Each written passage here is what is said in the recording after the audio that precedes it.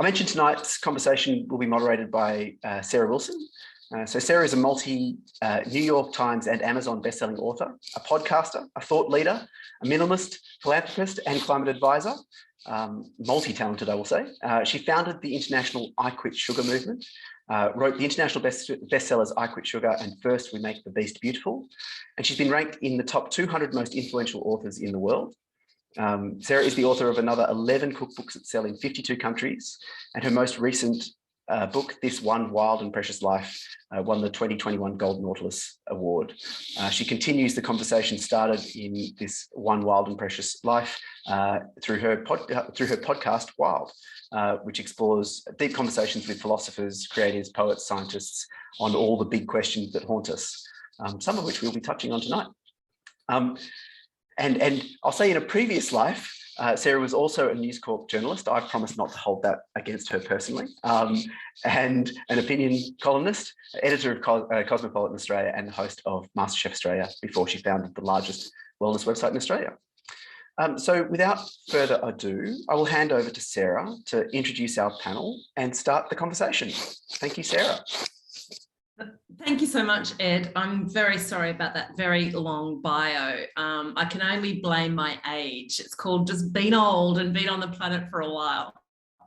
I'm really happy to be here. And before I kick off, I will just flag to everybody that there's a few of us here that are sick, although we are in the presence of a GP who can attend to things that may turn into a health consult, a telehealth consult. So Nicolette has just come out of isolation today from COVID. She's very, very happy about that. However, poor Catherine Fox, unrelated, has gone into ISO. She's on day 4. And then I've had food poisoning, which turned into a lung infection. Don't ask. And so if you either start coughing, you'll have to excuse us. We'll just try to mute ourselves so that you don't have to have it in your ears. But look, I'm really, really pleased to be moderating this discussion. We'll keep it to around about an hour and then we'll cross to questions. We'll see how it all goes. And as Ed says, please post questions. We'll try to get to as many of them as possible. It makes our evening fun and agile. And yes, so look, the topic for this evening could be roughly interpreted as, if women ran the country, what could it look like? But the more official title that we're going to try to work to is, what would it take to transform the culture in the corporate, political and interpersonal realms in this country to operate, well, you know, from a basis of integrity? What needs to change so women feel safe, respected and able to show up as fully as leaders in their own right, with their own style and approach, unhindered by expectations of what a leader should look like, although preferably not a bully and a liar? How could we do leadership differently? It's such a wonderful question to ask as we approach the finishing line of this election campaign, which of course has been referred to as a bloke fest. So these themes are particularly pertinent this evening. So we've got 3 panellists and they're all at different stages in their careers. So first of all, we've got Catherine Fox, who's an award-winning journalist and commentator on women and the workforce and author of 5 books, including the Walkley-winning Stop Fixing Women. She's a gender equality advisor to the Australian Defence Force, sits on the Australians Investing in Women board, and is co-founder of the Sydney Women's Giving Circle. So a little way from Catherine. Lovely to have you here this evening, Catherine. We've also got Dr. Joyce Yu, who is a doctor working in Sydney and the co-founder of Consent Labs, a youth-led not-for-profit that provides consent and respectful relationships education across multiple high schools and universities. And last year alone, it empowered 10,000 young people with consent information. Welcome this evening, Joyce. And then, of course, the star of the show, we've got Nicolette Boele. She's an expert in policy and standard setting across the corporate and the public sector, with I think it's up to 25 years in and out of Parliament. For the past decade, she's served as an executive at the Responsible Investment Association Australasia, the Investment Group on Climate Change, and the Clean Energy Finance Corp. She's also worked in state government, not-for-profit organisations and various think tanks, and provided consultancy advice to a number of Australia's largest listed companies. She's also one of those teal independents, you know, a groupie, as the LNP likes to refer to these climate orientated, gender focused, integrity orientated independents that have risen up over the last, year and a half across Australia. So welcome to all of you. It's really wonderful to be part of this panel discussion. So here we are, as I mentioned, at the tail end of an election campaign, which has been dubbed by many commentators as a bloke fest. It's really good to see, Nicolette, you're not wearing high vis this evening. And of course, it's all happening at a time in history when Australia has emerged at the bottom of a bunch of global rankings when it comes to the gender gap. And we'll get to those in a moment. Although actually, you know what? I think I'll actually cut to it straight away. But our aim this evening is to touch on the problems that we face in this country when it comes to gender, but then move on to inspiring solutions for better leadership ahead of the election, May 21st. So Catherine, we might get you to give a little bit of a snapshot of Australia and our very poor record on a whole range of measures. I mean, we come in at the bottom of a bunch of global rankings, which I think always comes as a surprise to Australians because we kind of like to win things. But certainly we have dropped over the last couple of years. Can you give us a little bit of an overview of how we are perceived or how we rank compared with the rest of the world on these issues? Thanks, and lovely to be here. I grew up in Bradfield. I left a while ago, but I have very fond memories growing up in St Ives and going to school at Corpus Christi and Bridgetine College. So nice to be in this group. But of course, on the topic as well, I've been doing quite a lot of speaking about these issues since the campaign, and before the campaign was even announced. So yes, we've fallen behind. We weren't doing terribly. We've never reached giddy heights, but we were certainly in a comparable cohort for a long time. So one of the things that people like me look at is something called the Global Gender Gap Index, and it's compiled every year by the World Economic Forum. We reached our top level of that we were 15th out of about 150 or so countries, which was pretty good. But that was a number of years ago, and we've slid ever since. Overall, we're now 50th. Which is a pretty poor result, actually, for a wealthy country like this. But even more concerningly, one of the pillars they measure, there's four main ones, I won't go through all of them, but one's economic participation. So things like the gender pay gap, occupational segregation, and so on. We're 70th out of 150, which is absolutely appalling. So we were 12th at one stage on economic participation. But I should also add, interestingly, we are ranked equal first in the world for education of women and girls. So that gap gives us some real problems, actually, a massive lack of reaping the investments of education and ensuring that women can participate fully in the economy. There's a number of other measures. We were very late to get a proper national paid parental leave scheme, as many of you are probably aware. But just some recent data that is more about attitudes. And I wanted to throw this in. Some of you may have heard of Julia Gillard's Global Institute for Women's Leadership, which she set up in King's College in London, but has a base at ANU. They did some International Women's Day research, so just a few weeks ago. So they asked people from about 12 countries a series of statements and tallied how many agreed. So just to give you an idea, people were asked, does gender inequality actually exist? 22% of Australians said, no, it doesn't exist. Gender inequality does not exist. That's compared to 18% on average. So again, we're on top of that. They were also asked, is traditional masculinity under threat? 34% of Australians said it is, compared to 29% on average. Again, very conservative and very traditional ideas. But the one that really blew me away, and pretty deeply concerning given our conversations about women's safety, the statement was women have an obligation to have sex with their partner or boyfriend, even if they don't want to. 14% of Australians agreed with that, compared to 9% on average. So those are pretty disturbing. And I think what they're telling us is that we have actually some very traditional embedded ideas about gender in this country. And I think that's got worse over the last couple of years. The other thing, this is not an international comparison, but we have fewer women CEOs from the ASX 200, for example, at the moment than we did just 3 or 4 years ago. So we've got real problems around women in leadership as well. So there are many other areas we can look at, but that's just to start us off.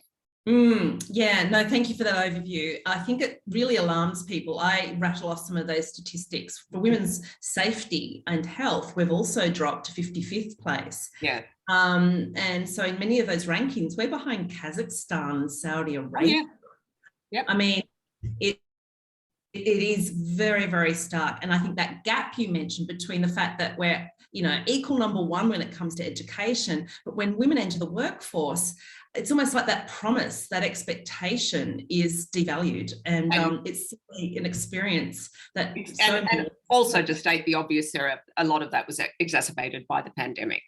There was a real default to very traditional ideas of who should be in charge and making decisions and who should be in the workplace, the fight to have the home office and so on. A lot of that went the way of very traditional patterns. So the male breadwinner, was the one who got the office and so on. So a lot of that it didn't help. Yeah. It didn't help, but it's still exceedingly relevant because that's the world we're in. And so every time that we have a setback globally, we need to be aware that we swing backwards, not forwards. And so we've got to be prepared for that.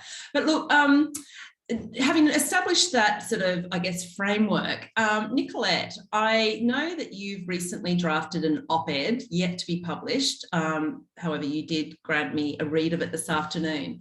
And in it, I just picked up on something I didn't know about. And I think people watching might be really interested in this.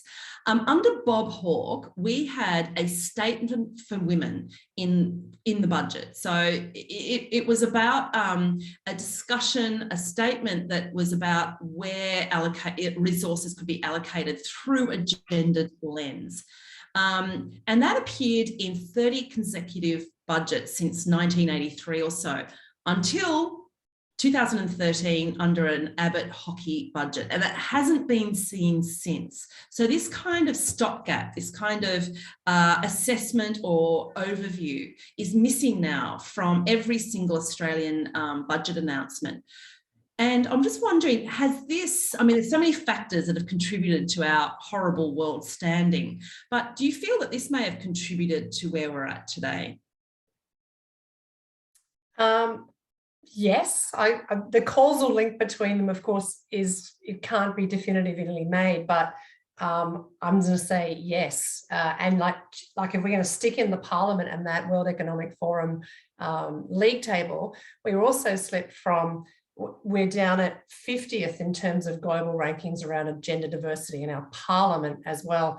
I just got stats in from Leisha Heath, who runs a group called Women for Election. And I'm really thrilled to announce that despite the last Parliament having 37% women, I know that I shouldn't be excited about that because we've got nearly 52% of the population as women. But in terms of women nominating themselves for election in this 47th Parliament, we've hit a record. In other words, we've gone up from 32% last election to 38% in this election, which is absolutely fantastic. It is interesting to note, though, that the ALP and the Liberals tend to put their women into the marginal seats to contest those, not into the safe seats. I just wanted to, put that. I suspect I'm part of this broader movement of people who just can't walk past the sorts of, systemic and behavioural issues that we see in our Parliament. It's certainly a very big driver for me on the lawns of Parliament House last year when Brittany Higgins and our former Australian of the Year, Grace Tane, talked about their experiences, and it just gave me a very big injection in the arm to be part of this. I have, as you pointed out in the bio, worked in Parliament House on and off for 25 years as an advocate for various organisations, and I've experienced personally that gender-based, frankly, violence, bullying, harassment. It did get a little better when I went back with a ring on my finger after being married. but it really shouldn't matter what a woman's marital status is to whether they are treated the way that I have been personally treated. So, yeah, I'm sorry, I'm off-piste on your question. Has it changed? No, that's going to be my question to get a perspective on about to change when there's a whole lot more women that are going to be elected into Parliament to help change things. And it's probably worth, I just wanted to share with you from that course that I did with Women for Election, some of the things that you can expect when you get a better balance with gender, like that women tend to be more collaborative, working across party lines. They're highly responsive to constituents' concerns compared to men as well. They are more about empowering people rather than powering over, if that's sort of a thing. And also countries that have a better balance in gender in their elected representatives also tend to have higher standards. You might get to some of that in a moment, actually, because I really want to explore that idea a little further along. But Joyce, we might ask you to talk about your experiences. Of course, you've got experience working in the medical profession, which, to my understanding, doesn't suffer the same kind of pay gap when we're talking doctors compared with doctors. However, you've also worked in setting up this consent lab. But I'm wondering if you can just tell us where the challenges lie in the workplace broadly from what you have experienced and seen. Sure. Hi, everyone. I'm really pleased to be on this panel because I'm a Bradfield local, so this is particularly exciting for me.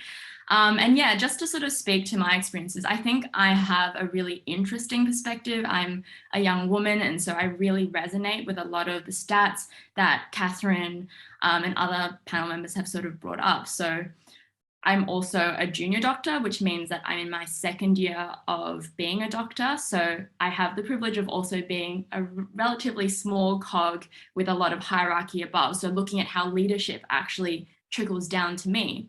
But I've also started consent labs, which I'm very, very proud of. We do a lot of advocacy work and education.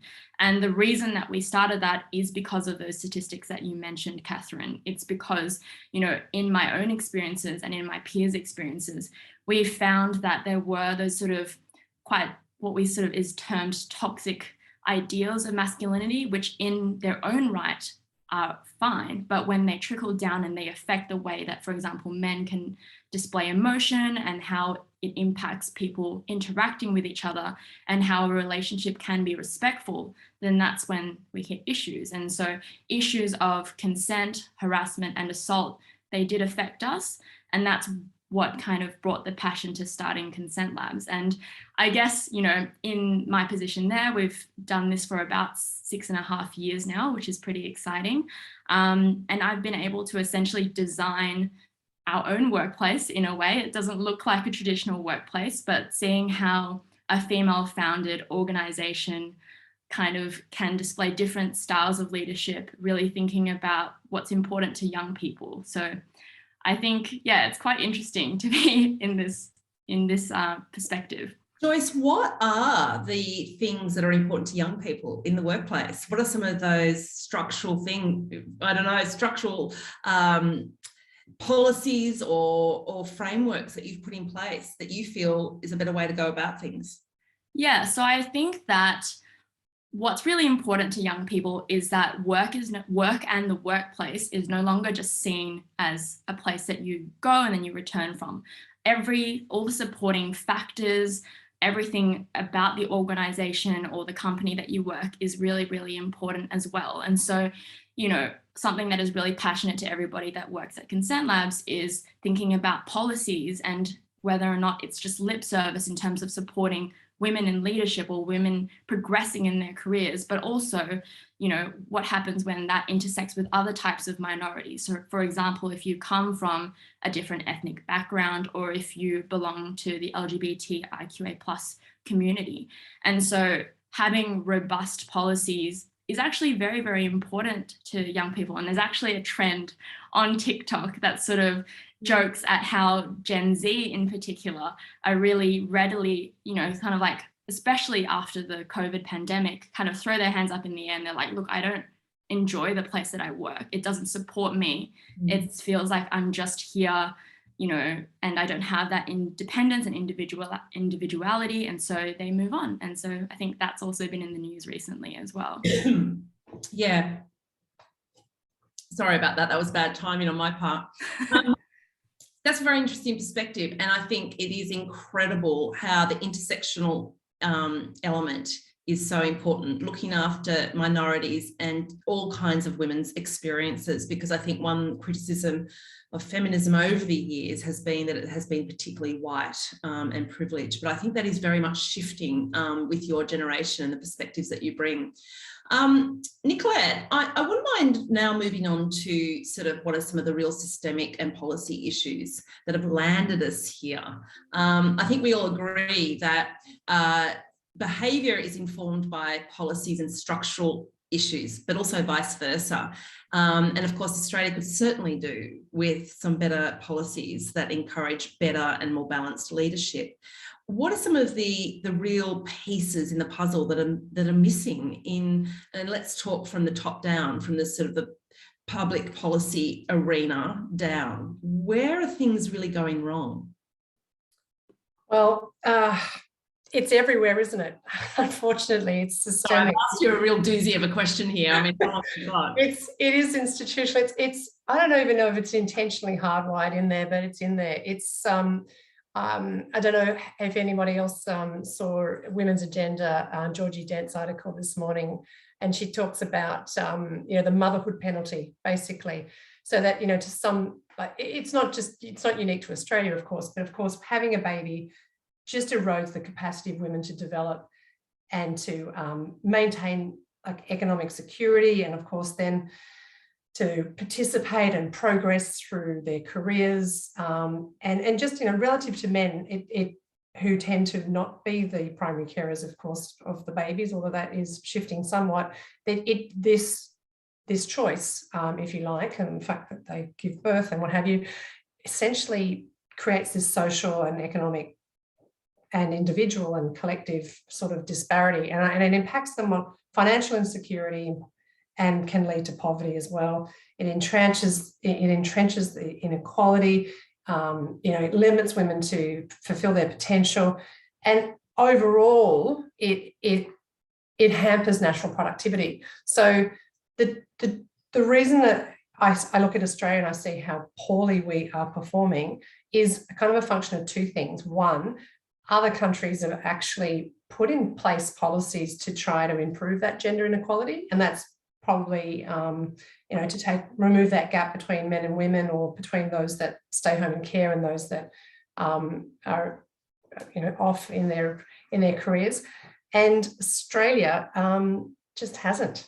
That's the bottom line. We, you know, once a woman in Australia has a child, her workforce participation drops, and it never really ever catches up. I see this in superannuation in particular, where I've come from. And so, yeah, and you know, it would be remiss of me not to put the boot in, I suppose, just a little bit, when I look at the way that, for example, that the Liberal National Government prioritises spending, as an example.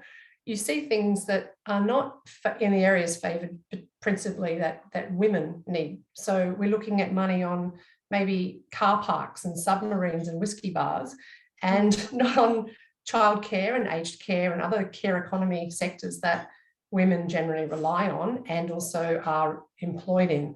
So yeah, it's sort of systemic. Right. I think if anybody's interested, a very good resource for looking at what a lot of women's groups are calling for from a policy point of view is Fair Agenda. And everybody listening will be very glad to know they're doing a scorecard of every candidate running this election in both houses. And the teal independents, the so-called groupies, have all ranked highly, I think with a complete green tick across all 6 factors. The LNP get a big fat zero, and Labor, I think, has agreed to around about 80% of the provisions, and the Greens have also agreed to all of them. But yeah, I think I think you've picked up on a number of things. There's also a really bad parental leave setup here in Australia. I think it's one of the worst in the world. And then, of course, the childcare provisions. I think we rank 4th last in the OECD for childcare provisions and subsidies.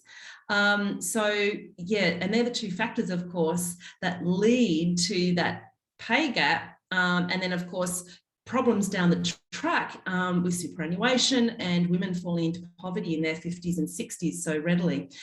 Catherine, is there anything you would add to that in terms of real systemic issues that are and lacking policy in Australia that is really glaring for you? So many, because it's been neglected, completely neglected.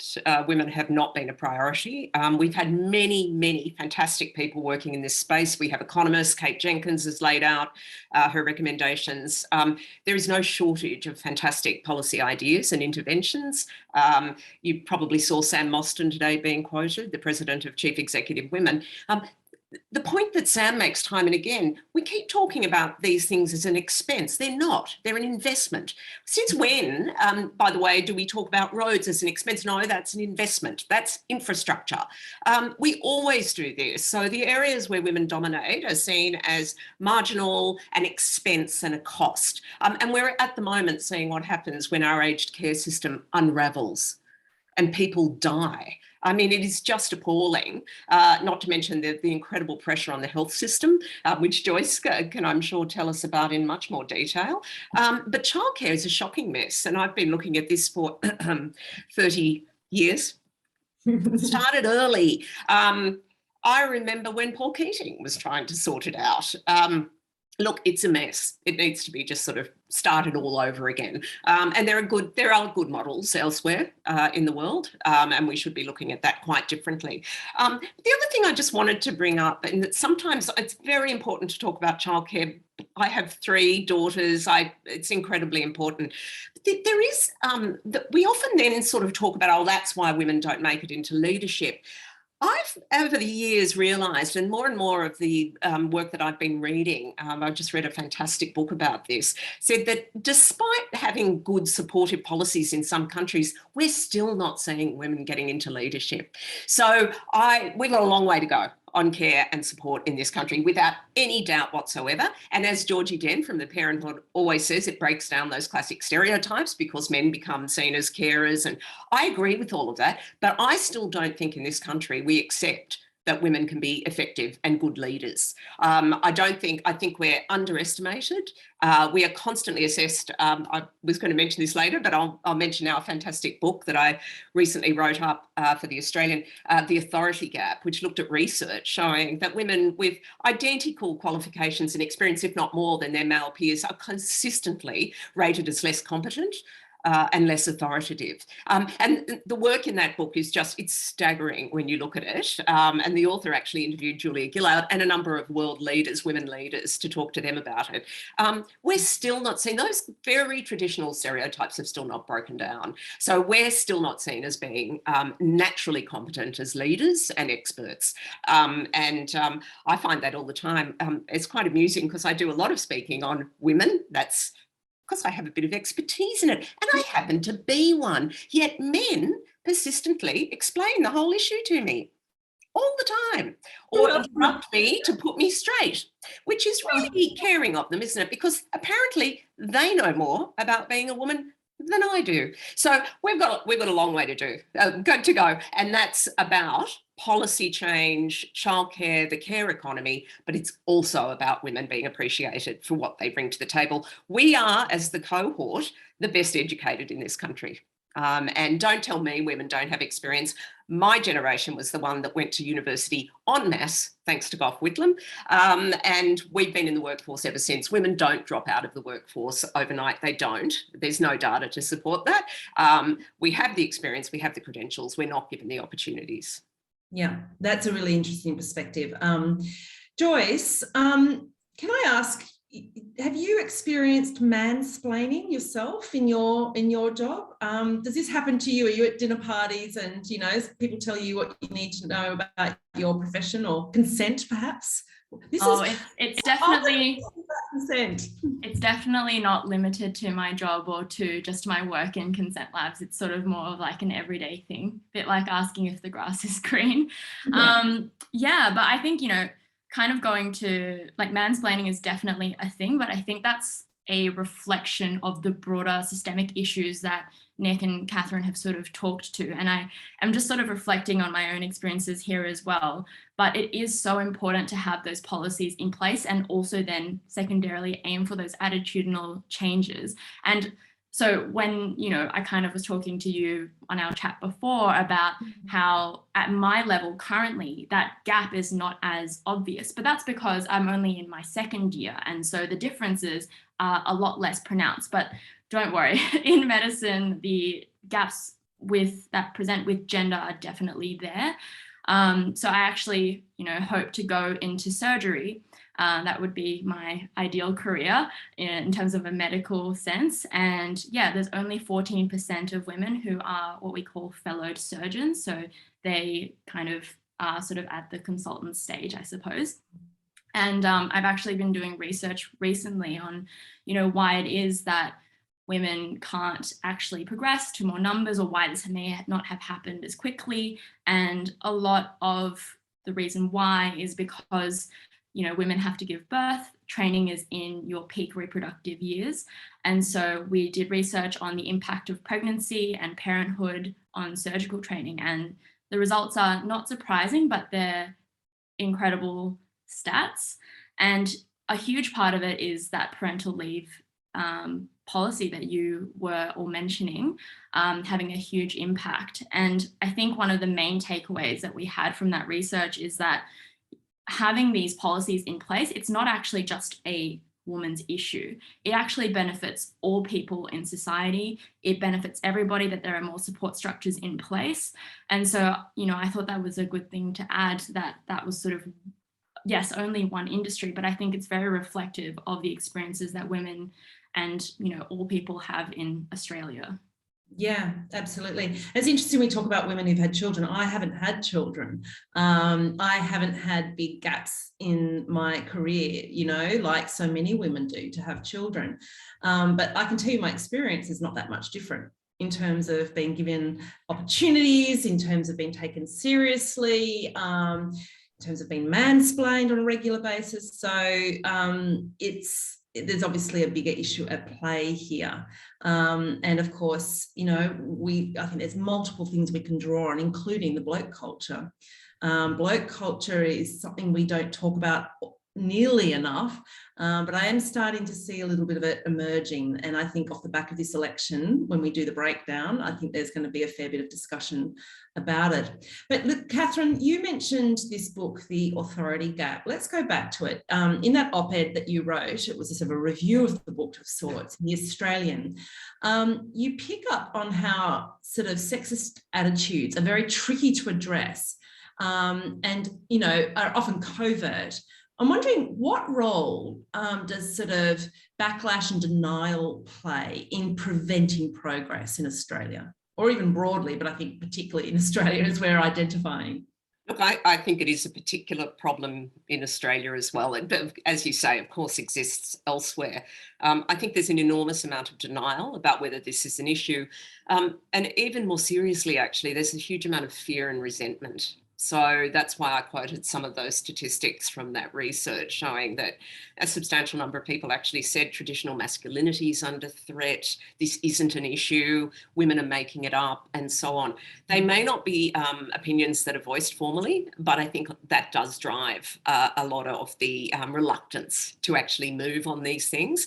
There's a lot of superficial rhetoric and box ticking particularly in the business world, which I probably know best. But I don't think that those real changes have happened. And I wrote a book called Stop Fixing Women because I had been watching this for years and I saw organisation after organisation saying, yes, we take this very seriously, we're putting money into it. And what they were doing was siphoning women off telling them we'll send you to a confidence building workshop. Because that's the problem, apparently. It's us, nothing to do with the sexism and bias in the system. In fact, there was a panel discussion of the authority gap just recently when International Women's Day with Julia Gillard and Marianne Seagard. And there were some questions from the audience. And I think in the end, everyone agreed that it was time to stop sending women to confidence building and send men to humility training, which I actually think is not a bad idea. But so there's all this remedial stuff around women. And many organisations say to me, oh, we've got a mentoring scheme. And I always think, look, there's nothing wrong with mentoring. But if mentoring was going to fix a problem, would have done it by now.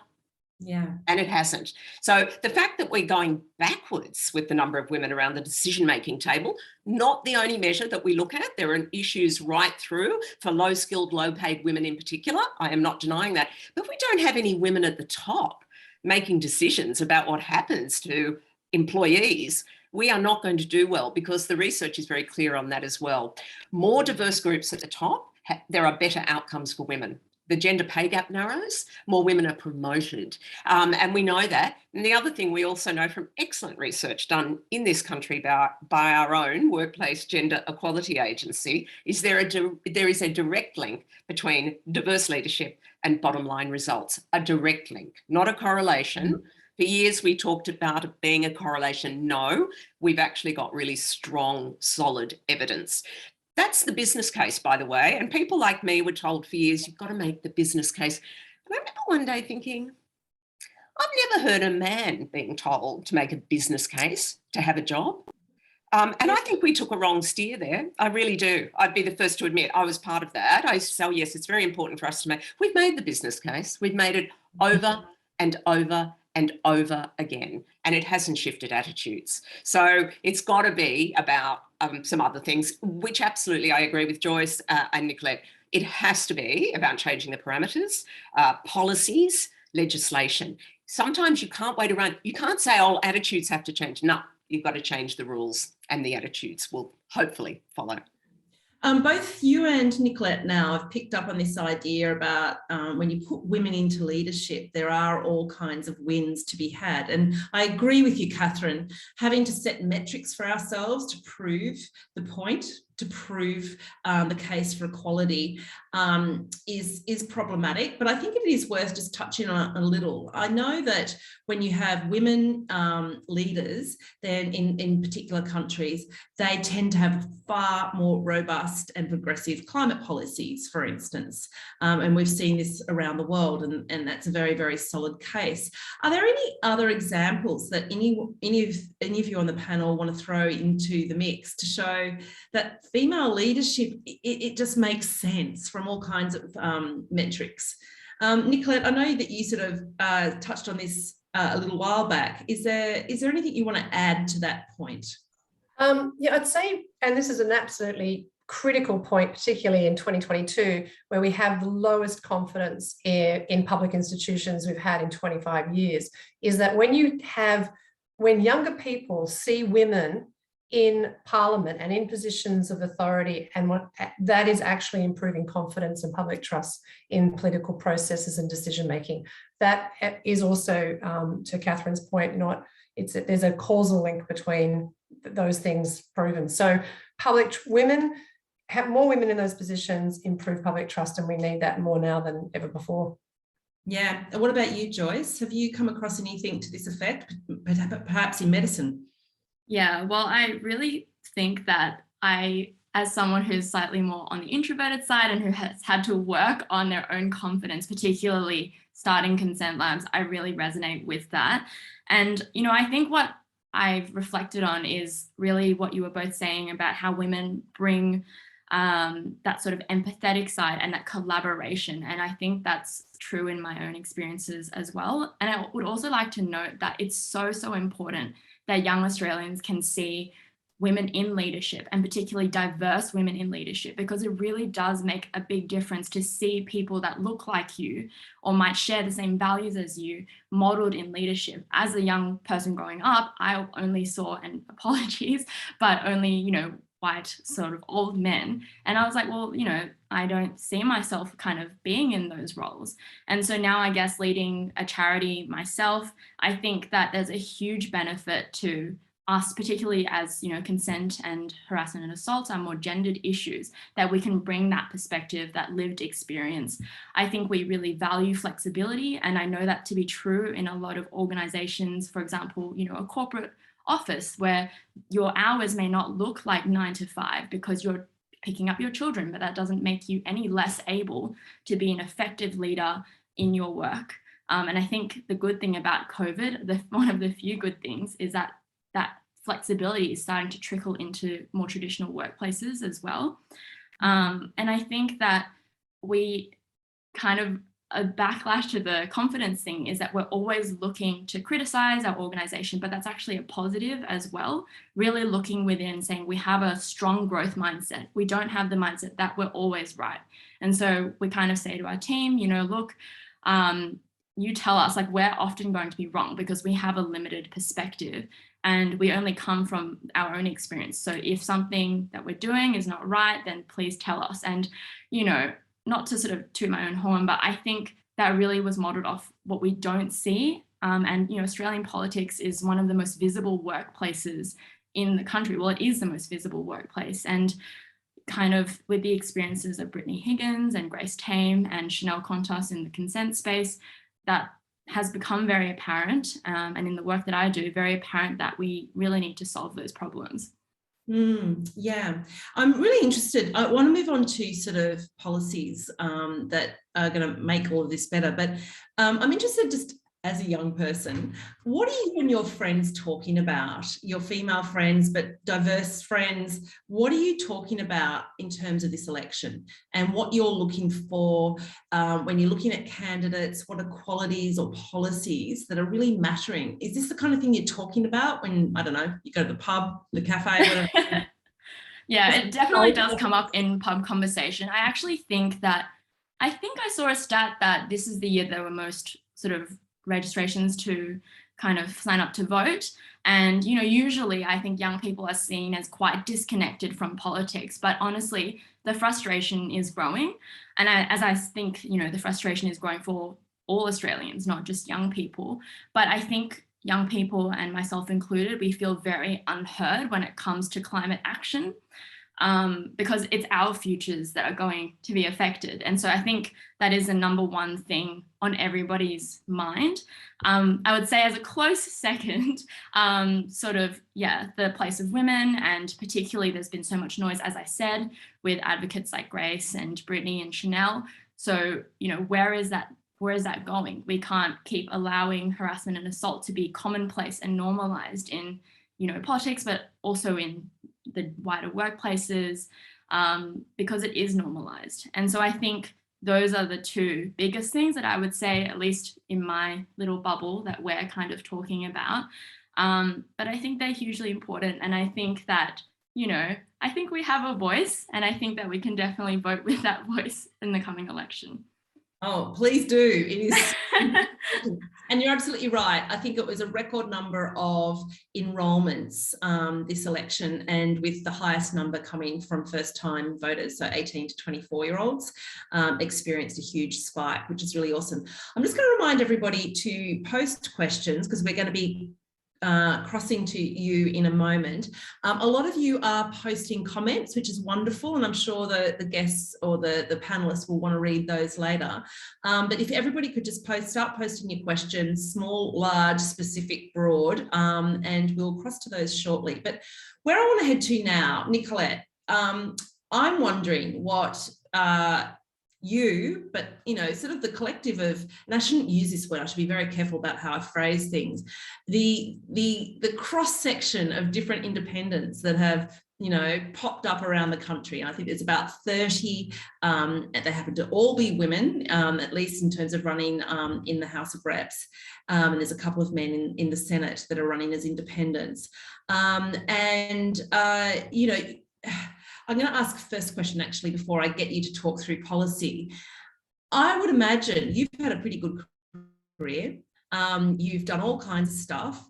I would imagine entering politics was probably not up there as all of your favorite things to do right now. What saw you put your hand up? Because it's a really common story. I've spoken to a number of these independents, and all of them were somewhat reluctant. It wasn't like they were chomping at the bit. They weren't career politicians. They've all come from incredible backgrounds. They're doctors, they're business people, they've got really good things to be doing with their lives, and they've got children, they've got busy lives. And there was a certain reluctance, yet it was kind of like, well, if no one else is going to, I'm going to have to. Somebody has to be doing this. I'm wondering if that's your experience. Yeah. Do you want the personal one? Are we amongst friends? Yeah, I think you're amongst friends. I'm not somebody who taps into the concept of anger or rage at all very much. It's not really part of my DNA. But when I did meet the current member for Bradfield in the street, his answer that he gave me about his attitude towards climate action and whether this 2050 target was good enough, it just went through every cell of my body, and I just woke up and I went, I'm not going to be a nice lady any longer. I can't walk past this. Everything I've done in my career has led me to be able to step up and be the candidate amongst this fabulous group of people that were voices of Bradfield, and now this big community in Bradfield as part of this election. I just can't be nice anymore. It's not okay. So what brought me, I suppose, is this deep anger and protection, this sort of, I need to do what I can. Because I am a woman with privilege. I've worked hard, but this is absolutely what I need to do to break through and to start to get the major parties acting on the things that matter to women, not these entitled, frankly, men who sit in a lot of these safe seats like mine in Bradfield, who think, I mean, they say they're really big, proponents for women's issues, but if you're a senior member of cabinet and this is what you've delivered us, I'm afraid you might say it, but your actions do not result in outcomes for women. So that it's almost an anger, Sarah, is probably the fuel that has let me step up and do this. Yeah. I think female rage is a wonderful thing. I write about it in my most recent book, This One Wild and Precious Life. In the Hindu tradition, Kali rage. Kali is the goddess of female rage, and she sort of comes down to earth and embodies in some beautiful woman and gets married to some man in power who's misbehaving. It's generally they're either being lazy, and in this case, the husband was meditating too much. I mean, seriously. And the other thing was if they are disrespecting the mother, so Earth. And so she would come down during times of war when men were slaying the planet and get knives. She had, I think, 6 arms, and she'd just slay the men until they got the lesson. And as soon as they got the lesson and started respecting the feminine again, she'd back off and go, all right, I'll leave you to your devices. I almost feel that there's this kind of Kali rage, and it's a righteous rage. And in Hindu traditions, it's not like she's this, raging, angry feminist. She's a necessary part of restoring balance. Don't you think? I'm sorry. I spent my entire life being told, "Look, Catherine, don't get angry," and I always think, "But I am angry." Yeah, I'm incredibly angry at injustice and appropriate unfairness. reaction. And it's been a huge motivator, can I tell you? I'm still going. Some people are thinking it's probably time I wasn't. But I'm serious. Of course, unbridled anger, nobody wants. And we would be the first to say we think that that's ugly and we don't want to be associated with it. But that real upset that really, makes you feel wrong. I think Nicolette's just described what I think's happened for a lot of these extraordinary women who've stepped up. And I think we owe you all. I know so many women. I'm in North Sydney. I've never, ever seen, I've been here 28 years. I've never seen the community as active as they are at the moment. People I've known from most of those years out on the streets, volunteering, giving out pamphlets. People are totally engaged. They wanted alternatives. They are very upset very upset, as they should be. We are talking about the future of the planet, but about women as well. And these things are not completely, irrelevant. They have a lot of overlap. Our governments haven't delivered.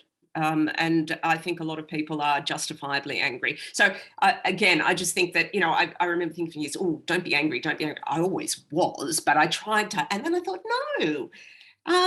Do you tell men not to get angry about things? I don't know. It's that good girl thing, and sometimes you've just got to say to yourself, channel it and make sure that it makes you active and to progress the issue. And that's fine. It's a wonderful point. I think this timidness around being angry or having to justify. And I've got to say, March last year at the March for Justice, I went to Canberra. It sounds like, Nicolette, you were there as well. Yeah. I took my foster daughter, 16-year-old, and she and we were just blown away. And I've got to say, that was a pivotal moment for me. I suddenly felt I had a leave pass to be angry. I've been a feminist since I was about 15, 16, very active in the space. It was the first time in my life I really felt like we're allowed now. Well, it was palpable. I was in Sydney. I mean, there were 10,000 of us marching through the streets. People were, and they were mostly women, but not entirely. They're fed up, absolutely fed up with being treated as second-class citizens in our own country and having to justify our right to participate in our own society. I mean, this is just ridiculous. And of course, I always say the horse bolted when women started to be educated. And just to go back to those stats at the beginning, we are well educated in this country. So I think this is wonderful. I think it's a dam bursting. And I think that's what we're seeing at the moment. All right. Well, speaking of, we've got a dam bursting. Hopefully, March 22nd, we're going to wake up to a crossbench filled with wonderful, intelligent, capable, kind women who are going to hold the bastards to account, whichever bastards make it their way into some kind of minority government.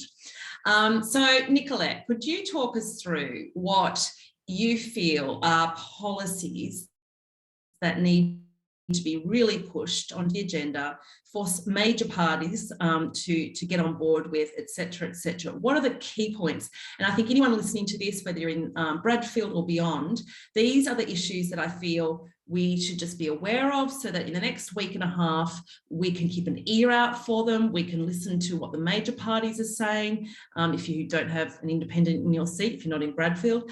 But yeah, I think it'd be really wonderful if you could give us a good sort of half a dozen policy points that are really key to fixing this issue.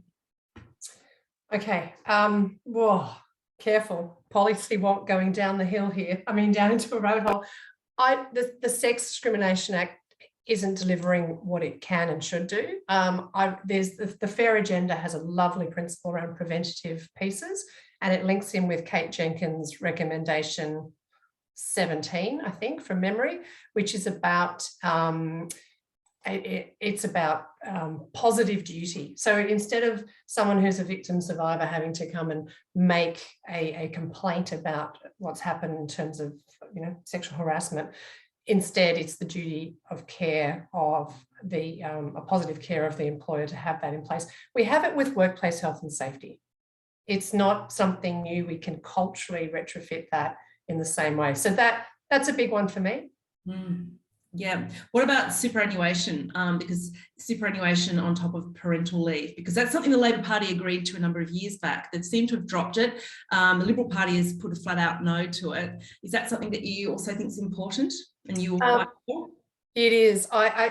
It's really hard for me to say, yes, do that, because I see super was a really good idea when it got set up to sort of shift some of those cost burdens onto people who can to save, but it has unintendedly created a more inequality in women in retirement. So I actually would probably want to take a complete gendered lens at look at superannuation and retirement savings, including the pension, and how that's inextricably linked to things like access to aged care and disability care and all of these things, and actually do that properly. Yeah. And what about childcare provisions? I know that Labor, it sounds like I'm being pro-Labor here, but they have come out pretty strong on a bunch of these things. The Liberal Party, I think, has committed to a 30% subsidy, Labor 90%, but they're also working towards universal childcare. Does that go far enough? Should it go further? I'm probably not the expert in childcare today, only because my youngest is 17, but I do hear on the streets that it's also not just about how much money it costs to put your child into good care, it's whether you can actually get them a place as well. So I'd add that to the policy asks, please. Okay, awesome. And then early learning, I think, is another big one for children as well. But what it does is obviously feeds upwards into allowing women to get into the workforce with their children are in sort of the early learning sector. Do you find that that's something that's really important to your constituents? Absolutely. And there are a number of different things that I've seen. For example, my own son went to this thing called Young Starters. So he did a year in preschool. He was that kind of just a bit too young, too old, not quite mature to go into proper school, but he went to proper school at the cost of going into the public education system. He wore a uniform from 9 to 3, and he did half of preschool, half of kindergarten, which was an absolutely wonderful social experiment that I would love to see return to schools. Unfortunately, it got axed, but there are some fabulous examples of things that have been tried and can be tried. And I'd add on that, Sarah, again, women principally are the ones that go through this advocacy of caring for their parents and other seniors in their lives. So before you prompt me on that, definitely, oh my gosh, aged care systems, one of the most systematically poorly invested in sector. It's in crisis. And if you want me to start, let's just implement the recommendations from the Royal Commission in aged care. Yes, I heard a frightening factlet the other day that in a aged care home, it was cheaper to pay an aged care worker to do the cleaning, to clean the toilets, than to pay a cleaner. I mean, that's stark. It's super stark. And I've got to say that off the back of COVID, I remember getting very emotional about this. I really thought that teachers, childcare workers and aged care workers would get some focus and attention. And we talked about it briefly and then it just died off. And this has to be the election, because I don't know that this pandemic's going to stop in a hurry. And we're certainly going to be needing a lot more aged care and childcare going forward.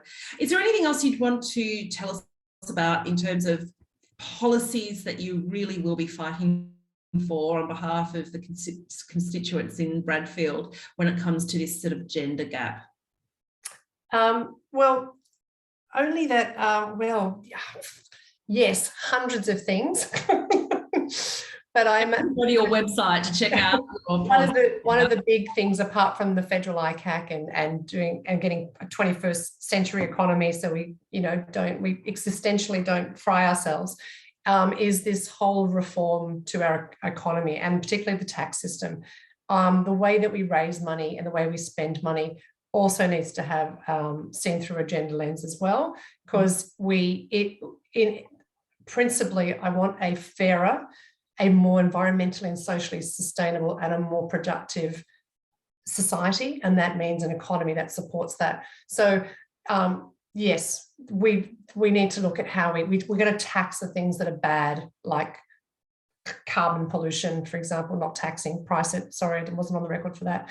But there's things that make us a smarter country or a less unequal country in education or even payroll tax, which hurts some medium-sized businesses where a lot of women are working as well. These types of things need to be looked at, because we just need to get smarter with how we allocate money. And we just got to stop subsidising things like fossil fuels. Imagine what we could spend that money on. Maybe we could pay aged care workers, instead of $22 an hour, $23 an hour, $11 billion a year can go a long, long way. So yeah, sorry, but no, I'm good with the bring it home, thank you invitation to that. But the whole structural look at how we spend money and how we rate how we raise money and spend money has to be consistent with those principles of chipping away at the systemic inequality that exists, and not just on gender, but on a range of things as well, like people living with disability. Sounds like getting back that statement for women, at budget time would be a good start. Just on that, Sarah, just last week when I was in Melbourne catching COVID, it's all right, I'm not bitter, but their treasurer had just come out with their latest budget, which was gender responsive. So they've actually applied a gender lens to the budget there. You're probably aware that Matt Keane, the treasurer in New South Wales, is currently running a review chaired by Sam Mostyn, the busiest woman in Sydney, to look at women's economic ways of supporting women's economic participation in this stage. It's really interesting to see that the states, our two biggest states, are stepping up on this and applying that gender lens, which, as you say, started in those Hawke years and then was dropped, to the dismay of many, many women's groups and lobbyists. So very interesting to see that, and absolutely essential. Yeah. That's really interesting. Thanks for that update. It really is interesting that the states are doing, the liberal states in particular are doing incredible work when it comes to climate, corruption, gender, etc., and Indigenous classes. And just on that, one of the things I find really interesting is people will often say, "Oh, quotas, we can't have quotas for women. It's a lefty progressive." The quotas that were introduced in places like Norway for having a certain number of women on listed company boards were introduced by conservative governments, and it was David Cameron in the UK who introduced the gender pay gap legislation there, which puts an obligation on organisations above a certain size to publicly publish their gender pay gap every year. And apparently the review of the Workplace Gender Equality Act has recommended that we do something similar here. So we produce, or the agency provides aggregate data, but they are now looking at actually doing that on a company by company basis. It's a bit of naming and shaming, and that's certainly been used to great effect in the UK. So I think there's some ideas there. Awesome. I like that. Naming and shaming. I don't have a problem with it if it gets the job done. Now, look, we might cross to some questions. We've got a question from Faye. In the SMH today, there was an article saying women are seen as the solution to the job shortfall. Why? I know we are amazing, but can't men do more heavy lifting? Catherine, you've probably got a little bit to say on that. In terms of I think I saw that come up. So I think the gist of it was that if we properly structure the economy, the care economy, and make sure that there are quality jobs which are properly paid, people are given the right skills and so on, you will find that the entire economy lifts, because you have people, at the moment, so many women work in insecure jobs. And it means the repercussions, as Nicolette knows, to superannuation and so on are massive. So I think the point Sam was making and the CEW research was, if we're suffering at the moment because we don't have enough people, we don't have many migrants and so on, actually provide some support for women, all of the things that we've been discussing, the childcare and the tax system and so on, allow them to have tenure in the workplace, and to have good quality jobs, and you would find that you would have a very different workforce. So just to look at the history again, one of the most interesting things about the Scandinavian countries, and I'm going to mention Norway again, the reason they brought in a whole lot of those gender equality policies, quite extraordinary ones compared to us, about 40 years ago, was because they had a shortfall of workers. It was when their oil industry suddenly took off. They didn't have enough people. So what they did was provide free childcare, tax incentives. They got women back into the workforce. It was very pragmatic. It wasn't because those Scandinavians just happened to have this great social conscience, although I suspect that's there as well, but it was pragmatic. So it's tapping into this vast, unused cohort of women in this country. So I think that was the point that was being made by the article. I completely agree with you. The heavy lifting by men, by the way, I don't think is in the paid work area. I think it's in the unpaid. That's where we need men to lift up and do, the birthday shopping for their own mothers and all that kind of stuff, as well as the childcare and cleaning the toilet. So, birthday shopping for their own mothers. How many times have I witnessed my friends go off to go and do that shop? Yeah. We've got another question here, Respect at Work by Kate Jenkins. Any thoughts? This comes from Jacqueline Allen Nicolette. 55 recommendations in the Respect at Work report. I think we all know that Scott Morrison's LNP have very much cherry-picked which ones they are committing to. My understanding is Labor and Greens have committed to all 55. What's your take?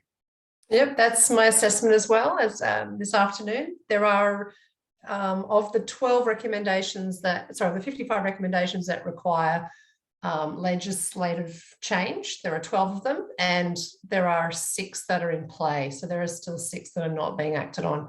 So yeah, that your summary is pretty much it. Yeah, awesome. Okay, now somebody, this has come through Samantha, but I'm not sure who asked the original question. Joyce mentioned, not to toot my own horn earlier, what role do you all think, and perhaps Joyce, you could answer this one, the tall poppy syndrome plays as an additional overlay to misogyny? Do you see it preventing women from putting themselves forward? Sorry, spot, Joyce. Yeah, I've been working on my language and trying to use less of those phrases, so it's good to be caught out.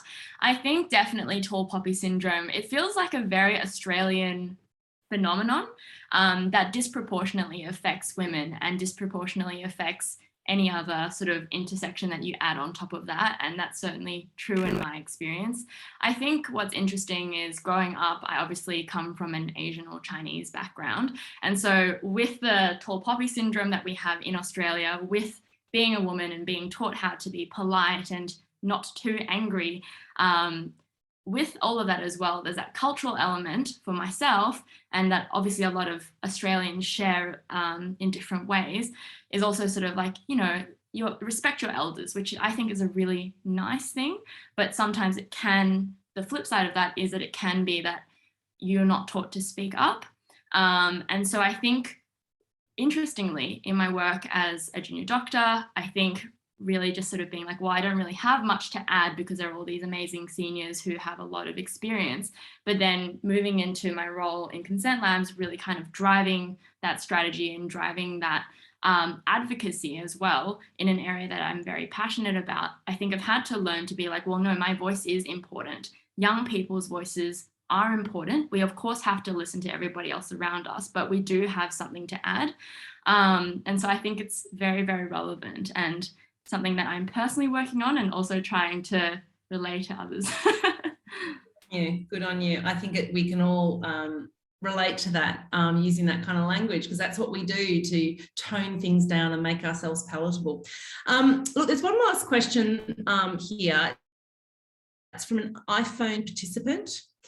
What needs to be done to support leadership for women across all cultures? So I guess it brings in the ethnic and diversity element here as well.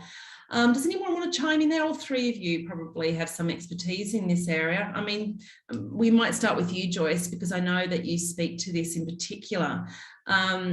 Yeah, leadership amongst, you know, across other groups, not just women. I think for sure the onus for a very, very long time is almost that sense of gaslighting. Like, how come women can't be more confident? We kind of spoke to this before. How come, you know, we can't sort of work on all these people who aren't getting to the top? Like, what could it possibly be? And so the onus has always been for the people to advocate for themselves. Once they kind of climb and claw up to the top, then expecting people of minority backgrounds and women to sort of turn around and say, oh, well, now you can lift up women, I guess, and be a champion for diversity. And yes, that's, you know, very, very true. But ultimately, it has to come from the top down. It can't just, statistically, we don't have the women in leadership that we deserve in this country. We don't have the diversity in other ways that we deserve in this country. And so it needs to be a joint effort.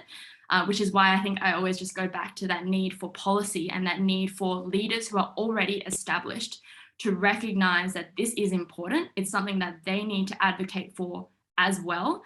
And then to give space and create that conversation and say, look, there are incredible leaders. There are less of them than we would like, but let's let them have a platform so that they can teach us what, you know, from their own experiences. And I think that's really, really important and what I would like to see more of. Well, I think that's quite a lovely note to finish on. However, I will just get all three of you to perhaps share either a book or a podcast or something that people can take away and look up, purchase online, whatever it might be, and do some deeper reading into. Now, Catherine, you mentioned the book, The Authority Gap. Can you just remind everyone, because there's a few questions in the chat as to who the author is, and you may even have another book or podcast you'd like to recommend. Look, I do recommend The Authority Gap. Look up, her name's Marianne Seagart, but I won't spell it out. It's easy enough to Google. She wrote it last year. She's a journalist. She was a columnist at the Times, and it's just the most extraordinary catalogue of evidence that we have. Yeah, we have some issues. And by the way, when Joyce was just mentioning, there's very little overlap between confidence or, the kind of assertive manner, that sort of alpha male, and competence. So just something to keep in mind. I mean, we always use this kind of gold standard about, that's a good leader. And actually, I think we need to really reassess that. And, a bit of humility, saying I'm tooting my own horn. I think women beat themselves up way too much about language like that. Good for you. If you feel comfortable saying that, say it. It's time we had people with a bit of humility and who said that. There's nothing wrong with that. We police what women say all the time. I'm so sick of it. But I would definitely recommend the book and the not the podcast, but the panel discussion, which, as I said, the Global Institute for Women's Leadership at King's College recorded. I found it quite easily on the website. So it's lovely to see Julia Gillard, who seems to be deeply appreciated in London. And Marianne Seagart and another academic discussing these issues. And it was a very lively discussion and I thought, well worth the effort. Thank you. That's awesome. And I do notice that whenever Julia Gillard is mentioned in overseas publications, no one prefaces it with an explainer. It's like people just know who she is. It's quite incredible. I've noticed that a fair few times. Joyce, do you have a book or a podcast that you can recommend? I do. It is specifically kind of exploring issues of, in particular, sexual assault. So I would kind of lead with a trigger warning, but it made a huge impact in the way that I understood the legal system and how perceptions and attitudes do affect a victim survivor coming forward. So just very much in my line of work. So it's called Know My Name, and it's by Chanel Miller. And so this is set in, so she's from America, and so she's the Jane Doe of the Brock Turner case. So he's the Stanford student who got accused of sexual assault. I think that was back in 2015. And so initially she was unnamed. And so she took the very courageous step forward. Know My Name is the title. And it's a beautifully written book, but also very, very insightful into one person's journey and how I think it was very eye-opening for me. So I would recommend that if anyone wants to know more about that specific area. Awesome. And Samantha's actually put the link to that YouTube video that you mentioned, Catherine, and she's also putting the names of the books in the chat. Nicolette. Well, yes, Dr. Joyce just took mine. But it was also deeply wow, it also did change me too. I have not read yet, but in my collection to read is Jane Caro's Accidental Feminist. I'm hoping, when I have a bit more of a routine after May 21, I'm going to be very busy, of course, but there'll be a routine that I'll get around to reading that. But I've actually really enjoyed reading something that's, I don't know, it's a relational thing about the role of trees in life. Is it relevant? Probably not, but I'm going to share it anyway. Suzanne Simard, who talks about the finding the mother tree. And it's just a really beautiful look at, I suppose, nature through the feminine. And I've really found it, there are just gems throughout it that I've been able to take and then put over my glasses and look at the world through that new lens. And I think it was just a beautiful read and worthwhile. Do you want me to put that in the post as well, Sam? It's there now. Finding the mother tree. Hands onto it. Thank you. All right. Well, I almost feel like I've got to toot my own horn, Joyce, at this point. I actually interviewed Jane Caro today for my podcast, and that episode goes live tomorrow morning. And it's a discussion with her and a wonderful young feminist from Cheek Media. Anyone who has Instagram, you might want to follow Cheek Media. Two very cool young women from Brisbane who create these incredible memes about politics. But I had a conversation with the two of them about this very subject, and we go into detail on some of the policies and so on. So if anyone's enjoyed this conversation, I will promote my own podcast. It's called Wild with Sarah Wilson, and you can go and listen to that tomorrow morning. So I think we will end it there. I will thank the panelists, and then we're just going to cross to Ed. So Catherine Fox, thank you so much for your wonderful insights. Dr. Yu, wonderful to have you here, and it's really great to see the work that you're doing. And of course, Nicolette, we wish you all the best for May 21st. Everybody who's out there, spread the word if you're in Bradfield. Talk to your friends, hang the poster outside your house. And yes, please, and I think this is recorded, so if you want to pass this on to anyone who wasn't able to watch it live, it's an important discussion. And I really encourage everyone to go onto Nicolette's website and to have a look at her policies. You can also go to Fair Agenda. So Samantha, you could just put that in the link there too. Fair Agenda is the website where you can look up your candidates in the Senate and House of Reps and see how they rank in terms of these policies relating to the gender gap. I'll leave it there. Thank you and have a great evening, everyone. And I think Ed's just going to say a few words about upcoming events. Thanks very much, Sarah. And also, of course, passing on thanks to you. It's hard to thank yourself, obviously, so I will do that for you. Thank you very much for moderating this evening. You've done an exceptional job. Team, I might just quickly share screen. I'm just going to bring up Nicolette's website to talk through the things that I'd like to cover campaign-wise. So some of the most important things are right up the top of the website, so nicoletteboele.com.au for those that haven't been there. Clearly, donations are always welcome. This late into the campaign, they're still very valuable. There are still core flutes to be posted. There are still flyers to be printed. So donations are still very much welcome. We're very much at the rubber hits the road end of volunteering. So you'll note that this has changed slightly. You can volunteer to support with voting activities. Pre-polling is now open. So if you'd like to help out through pre-polling or on election day, please do jump on and do so. We really value the support. And hot tip, as someone that's been out on the hustings, getting involved in pre-polling is a great way to get used to it before the flood happens on election day. So if you can find a shift there to do a few hours on the hustings, I'd highly recommend it. And finally, just a few upcoming events. There's a couple that are already on the site, so I'll click on events and bring it up. There's a couple that are already on the site, but there's also a couple that will be posted soon. So we'll be posting a few more of the times you can see Nicolette out on the hustings during pre-polling. So we've just got a couple out there tomorrow at Chatswood and Gordon, and there's a few more later in the week. But also there's our last big, I guess, public event is the, sorry, I'm just going to move this chat, is the Gala Garden Party. So this is very much a wonderful day of fun and sun and cheese and wine and barbecue and music from our very own Sam Graham, and also an opportunity to bring a friend along. We're encouraging volunteers to bring a friend along who hasn't met Nick before and may be interested in volunteering for the campaign.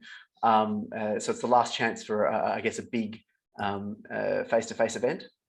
And then last but not least, hot off the presses, so hot, in fact, that the internet doesn't know about it yet. We have the ABC and the Arts event next week, and the lineup that I can take no credit for, but that is truly exceptional. We've got Nathan Gilks from Marion Street Theatre, Tim Minchin will be joining us, Kerry O'Brien and Kathy McGowan will all be joining us next Monday night. So we'll be posting that shortly, and that will be a Zoom event next Monday. So that will be online over the next day or so, so keep your eyes peeled for that. that was longer than I meant it to be. I apologise. There's just too much exciting stuff happening at this stage. So Nick, I might just hand to you for a final word. Thank you. I was just going to say maybe bring two friends to the garden gala party instead. I really have nothing to add, Mr. Hughes, except to say thank you very much to the panelists tonight. And that's really it. I'm really excited that Tim mentions coming along because Kerry O'Brien is a redhead and he's a ginger. So I'm hoping we get a little bit of a musical play out of that one too, but I'm not sure it's part of his bill. Thank you so much for joining us, everybody. Vote like your future depends on it. And if you really, really, really want to use your vote well, please have a look at the people best positioned to deliver on things like fair agenda, like action on climate change, and like an integrity commission that with teeth in our federal parliament. Thanks. Thanks, everyone.